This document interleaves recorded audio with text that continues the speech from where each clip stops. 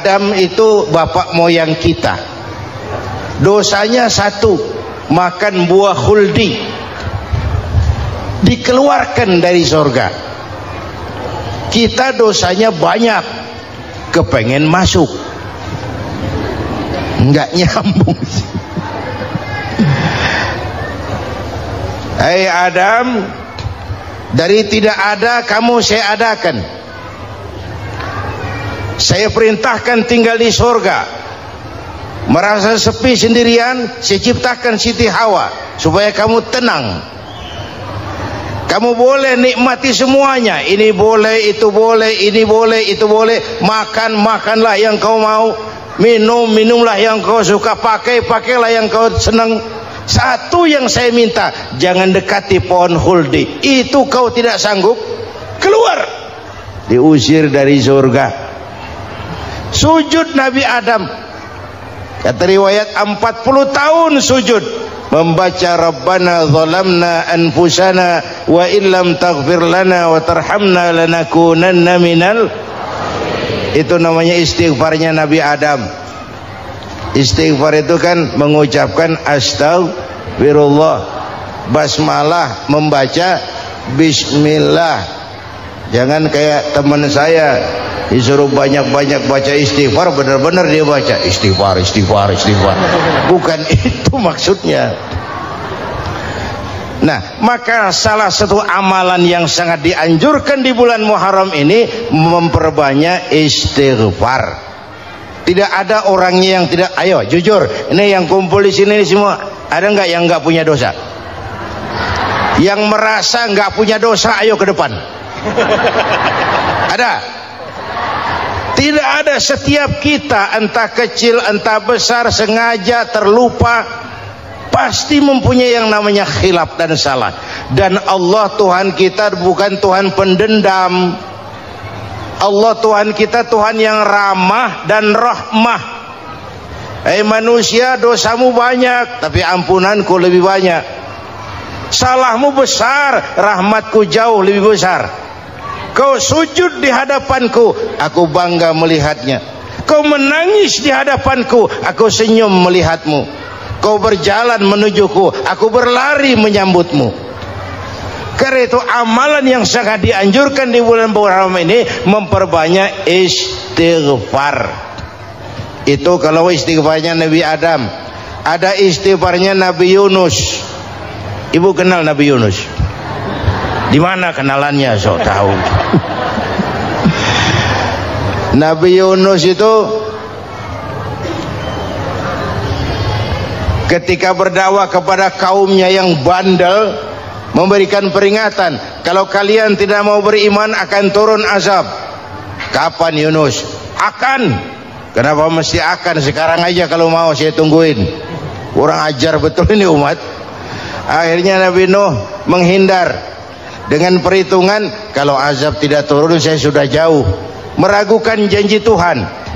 Lalu naik kapal, dinaiki oleh Yunus, kapal mogok. Dicari siapa biang keroknya ini.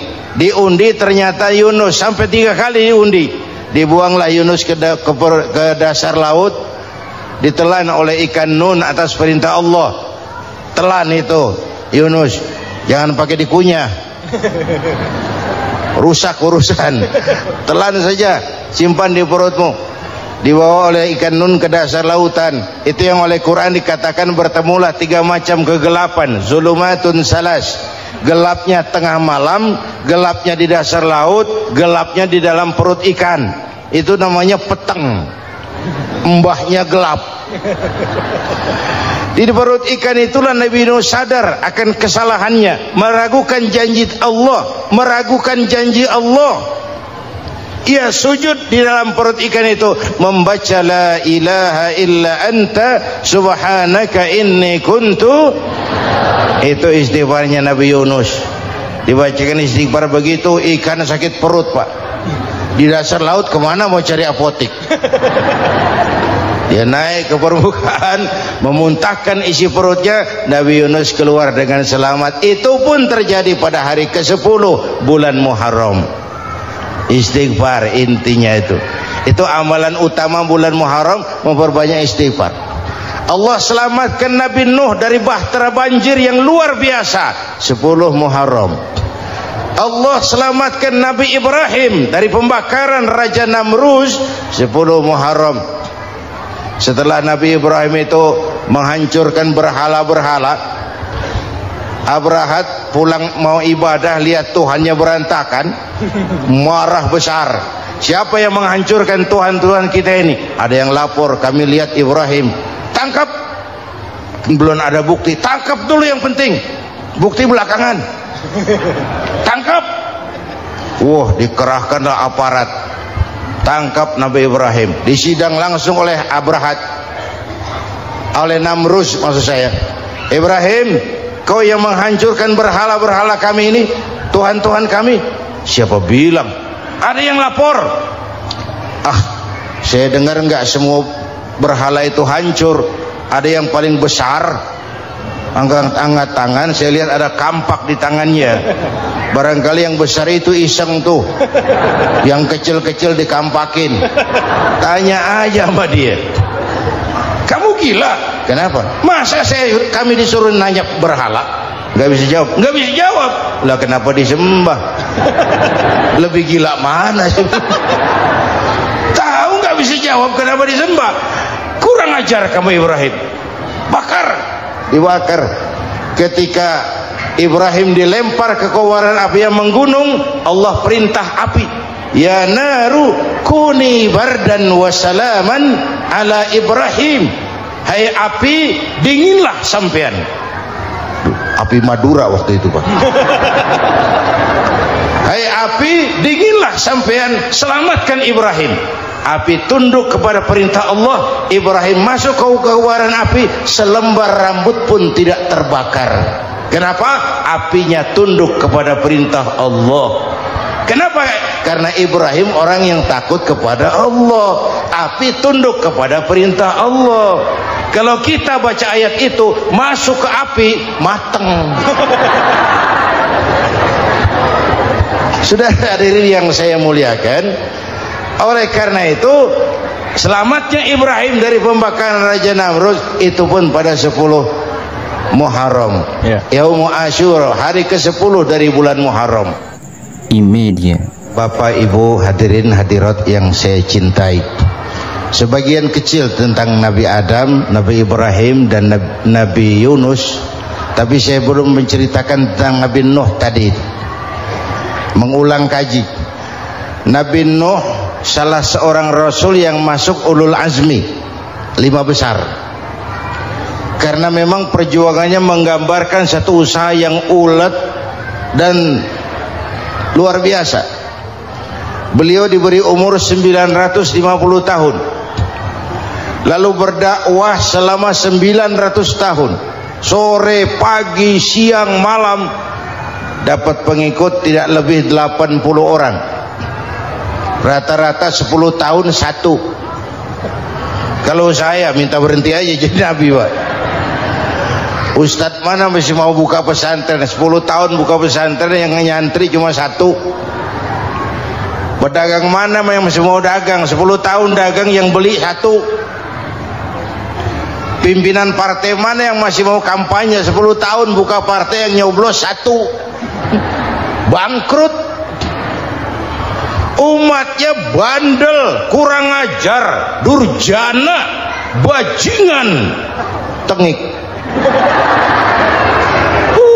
Umatnya Nabi Nuh ini kalau diceramahi, telinganya ditutup dengan tangannya. Nabi Nuh akhirnya rekes, Tuhan, siang malam saya berdakwah kepada umat ini, tiap kali saya sampaikan dakwahmu, mereka tutup telinganya dengan tangannya, alergi dengar ceramah. Apa itu ceramah? Non profit. Saudara-saudara, jadi mau kamu gimana, Nuh? Sudah Tuhan, habiskan saja orang kafir. Nanti kalau punya anak, anaknya pun kafir lagi. Lebih baik bapak moyangnya sikat habis. Biasanya kalau bapak kalong, anak kampret. Bapak nyolong, anak nyopet. fotokopi gimana aslinya, habiskan saja. Itu mau kamu Nuh? Iya. Oke, nanti aku turunkan banjir Nuh, buat kapal. Dengan apa saya harus buat kapal Nuh? Ya dengan kayu, kata Tuhan. Kayunya dari mana Tuhan? Ya dari pohon Nuh. Pohonnya belum ada Tuhan. Ya tanam dulu Nuh. Bikin kapal, kayunya nanam pohon. Apa artinya? Perjuangan perlu kesabaran. Sukses itu ada prosesnya. Nggak bisa simsalabim abracadabra lalu kita mau sukses. Semua ada prosesnya. Walaupun kenyataannya begitu. Sukses banyak bapaknya, gagal itu yatim. Kalau kita sukses banyak yang ngakuin. Yang baru ketemu pakai manggil encing. Ketemu baru, tapi sukses banyak bapaknya. Gagal yatim, nggak ada yang mau ngakuin kalau kita gagal itu. Udah bikin kapal dengan kayu di tengah kampung, bikin kapal ini. Bayangkan di tengah kampung bikin kapal, orang kafir makin menjadi-jadi. Lihat Nuh, kenapa? Makin sarap. Bikin kapal di tengah kampung, mau belayar kemana?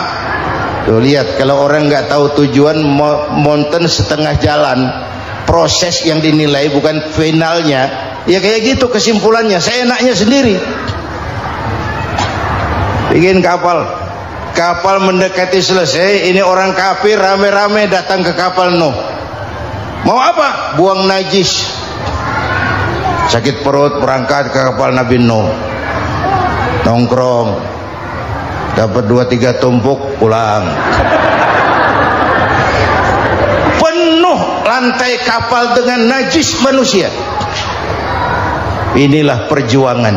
Bukan jalan raya lurus bertabur bunga di kanan kirinya.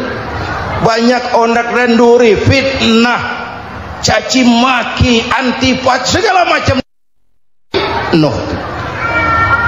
Ada orang tua dasar kafir, kurang ajar, sudah stroke berangkat juga ke kapal Nuh.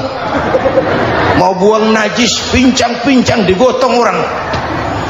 Selesai buang najis dia bangun mau pulang, pegangan tiang kapal terpeleset jatuh di atas tumpukan najis. Terjadi keajaiban, yang stroke-nya sembuh, lumpuhnya hilang, berangkat digotong-gotong pulang, jalan gagah sekali. Tapi orang kampungnya heran, ente sudah sembuh? Sudah. Berobat di mana? Kok begitu paten? Di kapal Nuh. Masih banyak.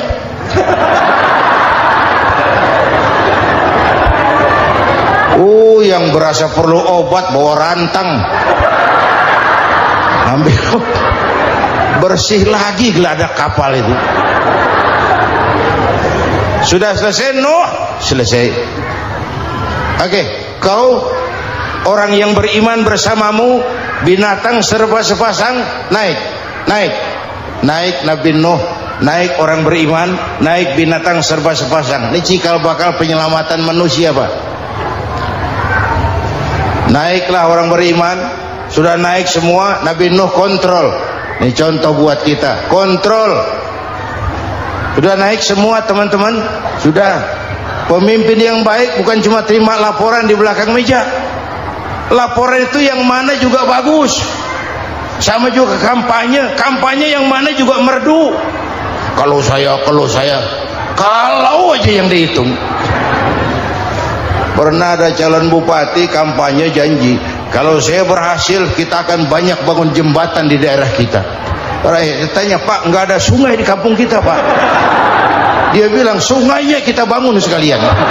Udah kadung janji, mana pula orang mau bangun sungai ini. Saudara-saudara, kontrol.